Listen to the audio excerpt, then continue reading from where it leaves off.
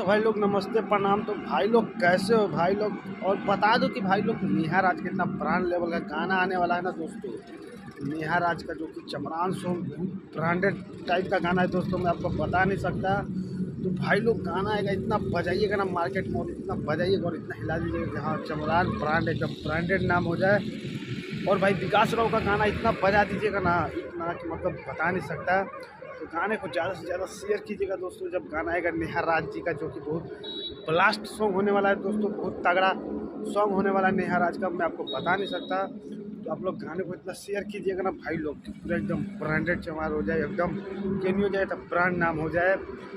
तो बस भाई लोग सोचा कि क्यों ना आप लोग को अपडेट दे दिया जाए। तो वीडियो कैसा लगा कमेंट कीजिएगा जरूर, और वीडियो पसंद आए तो चैनल को सब्सक्राइब जरूर कीजिएगा दोस्तों। तो मिलते हैं किसी और न्यू वीडियो में। तो आज के लिए इतनी। जय बाबा भीम अम्बेडकर साहब। और हाँ दोस्तों, गाने को खूब शेयर कर दीजिएगा, पूरा एकदम बजा दीजिएगा दोस्तों, और ब्रांडेड चमार बना दीजिएगा दोस्तों।